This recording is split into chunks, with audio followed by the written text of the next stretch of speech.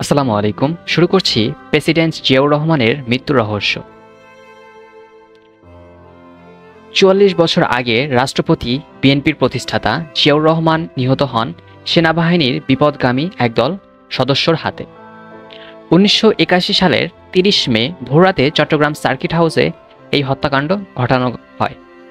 যারা হত্যাকাণ্ড ঘটিয়েছিলেন, ঘটনার ২ দিনের মধ্যে তাদের দমন করা হয়েছিল। হত্যাকাণ্ড তারপর কি ঘটেছিল সেই ২ দিন। আজ জিয়াউর রহমান ঘটনার আগের দিন তার প্রতিষ্ঠিত দল বিএনপির স্থানীয় নেতাদের বিরোধ মেটাতে চট্টগ্রাম গিয়েছিলেন মাত্র ৪৮ ঘন্টার নোটিশে। চট্টগ্রামে দুটি উপদল বিভক্ত বিএনপি নেতাদের সঙ্গে বৈঠকে শেষে ২৯ মে রাতে স্থানীয় সার্কিট হাউসে ঘুমিয়েছিলেন জিয়াউর রহমান।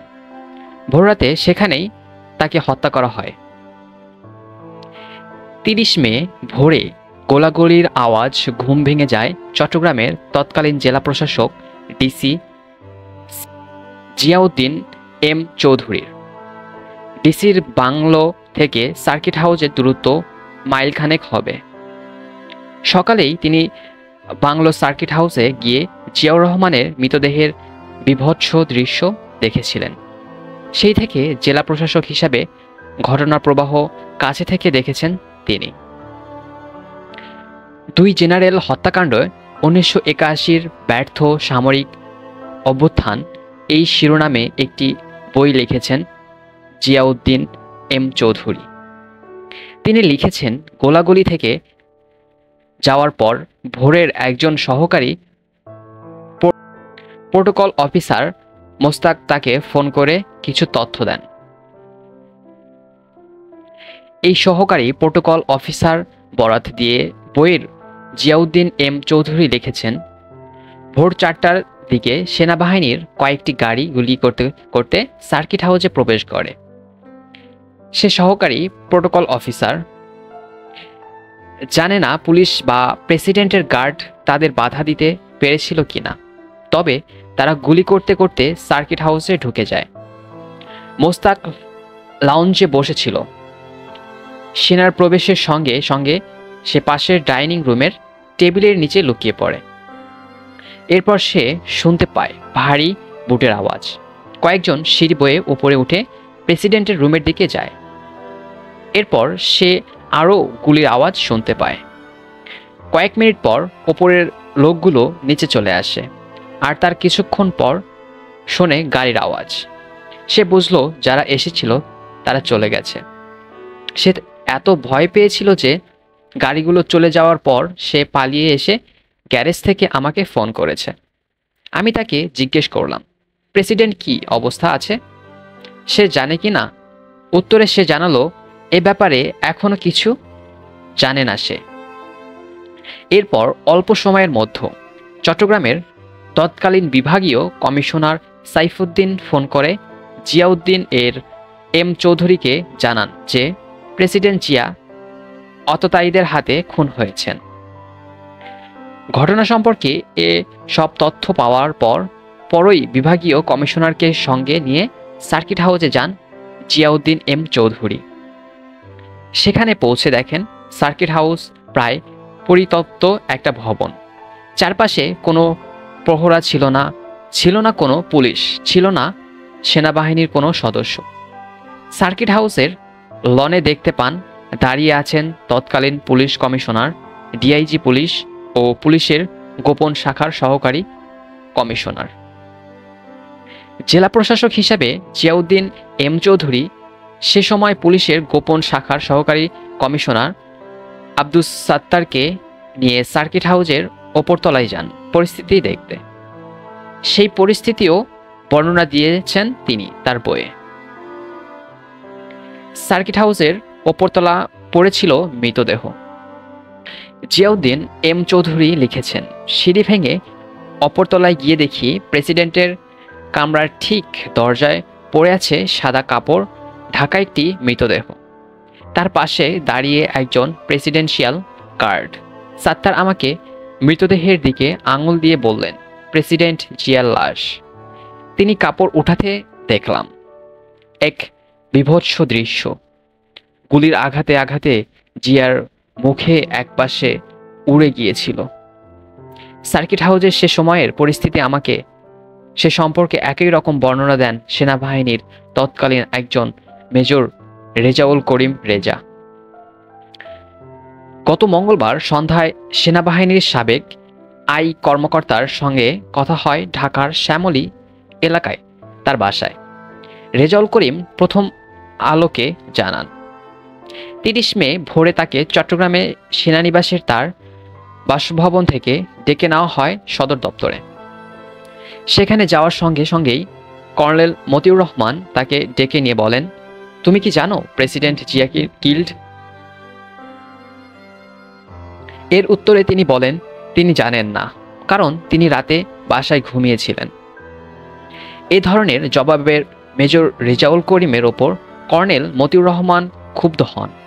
বলেন তার তখন মনে হয় তাকে তখনই সার্কিট হাউসে যেতে বলা হয়। মৃতদেহ নেওয়া হয় পাহাড়ে। রেজাউল করিম বলেন, কিছু ট্রুপস সৈন্য সঙ্গে নিয়ে জিয়াউর রহমানের ডেড বডি মৃতদেহ সার্কিট হাউস থেকে নিয়ে পাহাড়ের ভেতর কোথাও কবর দেওয়ার জন্য আমাকে নির্দেশ দেন কর্নেল মতিউর রহমান। আমি তখন তাকে বললাম যে আমাকে অন্য কাজ দেন।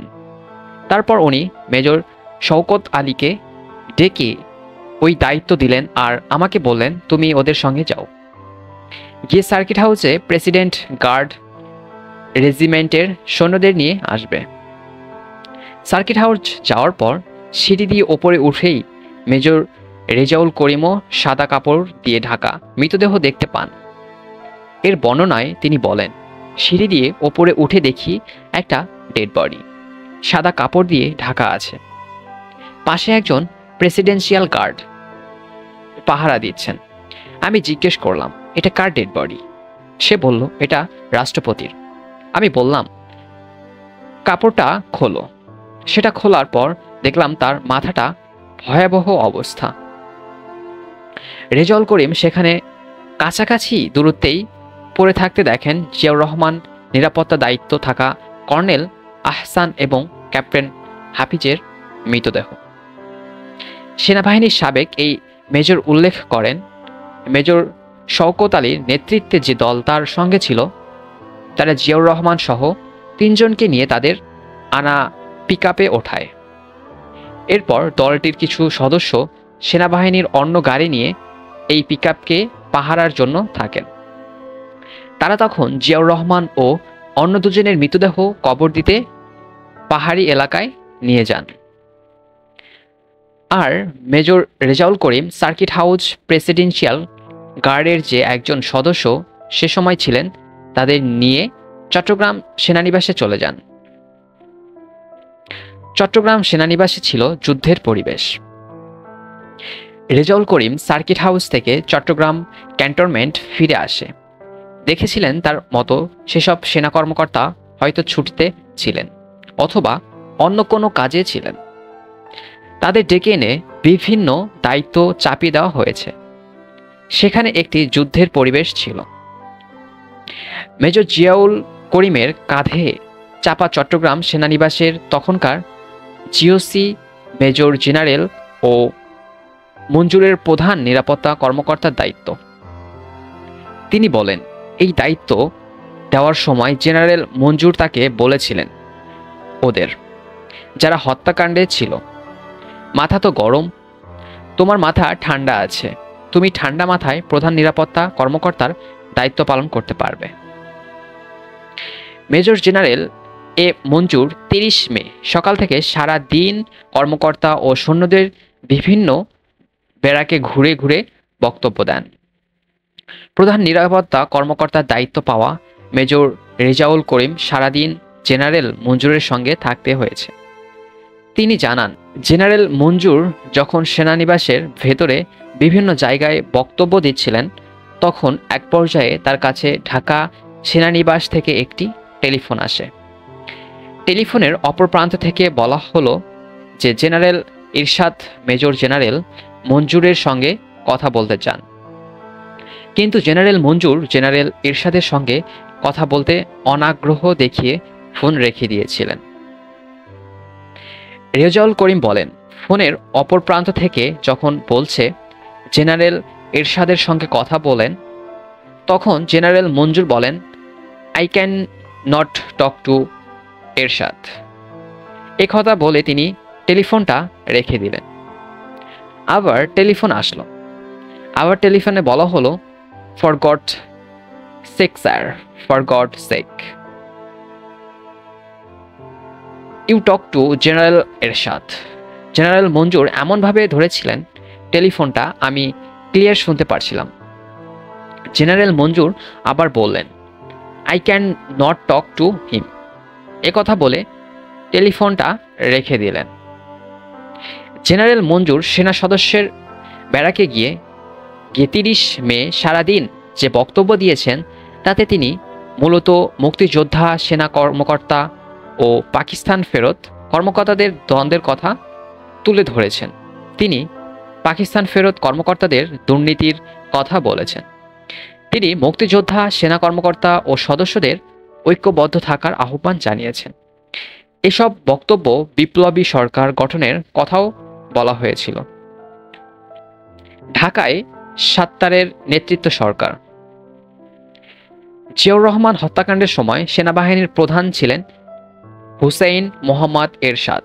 সে সময় দেশের ভাইস প্রেসিডেন্ট ছিলেন বিচারপতি আব্দুস সাত্তার। তিনি ভারপ্রাপ্ত রাষ্ট্রপতির দায়িত্ব নিয়ে 30 মে দুপুরের দিকে রেডিও টেলিভিশন জাতির উদ্দেশ্যে ভাষণ দিয়েছিলেন। তিনি চট্টগ্রামে সেনানিবাসে বিদ্রোহীদের আত্মসমর্পণের আহ্বান জানিয়েছিলেন। তার সরকারের যুব ও ক্রীড়া প্রতিমন্ত্রী হয়েছিলেন জিয়াউর রহমানের ঘনিষ্ঠ ও বিএনপির অন্যতম একজন প্রতিষ্ঠাতা কর্নেল অব আলী আহমেদ বীর বিক্রম। তিনি পরে 1991 সালে খালেদা জিয়ার নেতৃত্বে বিএনপি সরকারের পণ্য মন্ত্রী নিয়েছিলেন। কর্নেল অব বলি আহমেদ বিএনপি ছেড়ে এলটিপি গঠন করেন 2006 সালে। আলী আহমেদের প্রথম আলোকে বলেন, 30 মে সকাল 8:30টার দিকে বঙ্গভবন থেকে রাষ্ট্রপতির সামরিক সচিব তাকে হত্যাকাণ্ড সম্পর্কে জানান। এরপর তিনি দ্রুত বঙ্গভবনে যান। সে সময় প্রধান জেনারেল এরশাদ, বিমান এবং নৌবাহিনীর প্রধানসহ আরও কয়েকজন ঊর্ধ্বতন সামরিক কর্মকর্তা বঙ্গভবনে গিয়েছিলেন। তারা সবাই বিচারপতি আব্দুস সাত্তারের সরকারের প্রতি আনুগত্য প্রকাশ করেন। পরদিন দ্রুত পাল্টায় পরিস্থিতি। জিয়াউর রহমানকে হত্যার দিন অর্থাৎ 30 মে চট্টগ্রামের ক্যান্টনমেন্টে যে যুদ্ধ পরিস্থিতি ছিল, সেটি তার পরের দিন দ্রুত পাল্টাতে থাকে।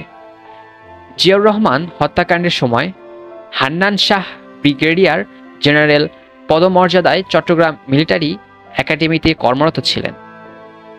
তিনি পরে বিএনপির রাজনীতিতে যুক্ত হয়ে সংসদ সদস্য ও মন্ত্রী হয়েছিলেন। তিনি 77 বছর বয়সে 2016 সালের সেপ্টেম্বর মারা যান। জিয়াউর রহমান হত্যাকাণ্ডের ঘটনা নিয়ে তথ্য সংগ্রহ করতে গিয়ে হান্নান শহরের মৃত্যুর 5 বছর আগে 2011 সালের এপ্রিল মাসে তার সঙ্গে আমি কথা বলেছিলাম। তখন তিনি বলেছিলেন 30 মে তাকে মিলিটারি একাডেমি থেকে চট্টগ্রাম সেনানিবাসে ডেকে এনে বিদ্রোহের পক্ষে সমর্থন চাওয়া হয়েছিল। তিনি তাতে অপারগতা প্রকাশ করেছিলেন। পরে 31 মে ঢাকার সঙ্গে সমঝোতার জন্য মধ্যস্থকারীর ভূমিকা নিতে অবরোধ করা হলে তিনি তাতে যুক্ত হন। 31 মে সারাদিন হান্নান শাহ ঢাকার সঙ্গে যোগাযোগ রক্ষা করেন। হান্নান শাহ আমাকে জানিয়েছিলেন 31 মে বিদ্রোহের সঙ্গে জড়িত সৈনিক এবং অফিসারদের মধ্যে বিভক্তি দেখা দেয়। বিদ্রোহীদের পক্ষ ত্যাগ করে অনেকেই বিচারপতি সাত্তার সরকারের প্রতি আনুগত্য প্রকাশ করে। এসব খবর পেয়ে জেনারেল মঞ্জুর বিচলিত হয়ে পড়েন। পরিস্থিতি বুঝতে পেরে চট্টগ্রামে সেনানিবাস ছেড়ে পালিয়ে যান জেনারেল মঞ্জুর, আরও কয়েকজন সেনা কর্মকর্তা। 31 মে রাতের ঘটনা। প্রবাহের বর্ণনা দিতে গিয়ে হান্নান শাহ বলেছিলেন, 31 মে রাতে জেনারেল মঞ্জুরের অফিসে বৈঠক চলছিল। আমিও সেই বৈঠকে ছিলাম। রাত 11টার দিকে জেনারেল মঞ্জুরের বাসা থেকে হঠাৎ একটি ফোন আসে। তিনি আমাকে এবং আরও কয়েকজন কর্মকর্তাকে বসিয়ে রেখে ওনার অফিস থেকে বাসায় যান, কিন্তু ঘণ্টাখানিকের পরেও তিনি ফিরে এলেন না। এমন অবস্থায় অন্য অফিসারদের তাদের কর্মস্থলে পাঠিয়ে দিয়ে আমি আমার কর্মস্থলে মিলিটারির একাডেমিতে ফিরে আসলাম। ইতিমধ্যে আমি জানতে পারলাম জেনারেল মঞ্জুর তার পরিবার নিয়ে এবং অন্যান্য বিদ্রোহী অফিসার প্রবর্ত চট্টগ্রামের দিকে পালিয়ে গেছেন। শেষ পর্যন্ত আত্মসমর্পণ। মেজর জেনারেল মঞ্জুরের প্রধান নিরাপত্তা কর্মকর্তার দায়িত্ব থাকা মেজর রেজাউল করিম এই গাড়ির বহরে ছিলেন, যে বহরে জেনারেল মঞ্জুর ও কর্নেল মতিউর রহমান পালিয়েছিলেন। রেজাউল করিম জানান, গাড়ির বহর চট্টগ্রামের হাটহাজারী এলাকায় হয়ে খাগড়াছড়ি যাওয়ার জন্য কিছু দূর অগ্রসর হয়ে একটি পাহাড়ি এলাকায় পৌঁছানোর পর সামনে গোলাগুলির শব্দ শুনতে পান তারা। তখন তারা লক্ষ্য করেন সামনে কিছু সৈন্য পাহাড়ের দিকে ছুটোছুটি করছে। সে সময় জেনারেল মঞ্জুর গাড়ি ঘুরিয়ে ফেলার নির্দেশ দেন, কিন্তু তাদের বহনকারী গাড়িটি হঠাৎ বিকল হয়ে পড়ে। তখন তারা অন্য আরেকটি গাড়িতে করে পেছনের দিকে চলে আসেন। সেখানে তারা কর্নেল মতিউর রহমানকে থেকে বিচ্ছিন্ন হয়ে পড়েন। রাস্তায় ওই গোলাগুলির সময় কর্নেল মতিউর রহমানকে হত্যা করা হয় বলে রেজাউল করিম ধারণা। রেজাউল করিম উল্লেখ করেন, জেনারেল মঞ্জুর ও তার পরিবারের সদস্যদের নিয়ে বিকল গাড়ি ফেলে রেখে তারা একটি গ্রামে হাঁটা শুরু করেন। এলাকাটিতে চা বাগান ছিল। জেনারেল মঞ্জুর তখন চা বাগানের এক কুলির বাড়িতে যান, কারণ তার সন্তানেরা ছিল ক্ষুধার্ত। সেখানে জেনারেল মঞ্জুরের সন্তানদের জন্য খাবারের ব্যবস্থা করা হয় ও মঞ্জুর হত্যার অনেক কিছু এখনো অজানা। ধন্যবাদ সবাইকে।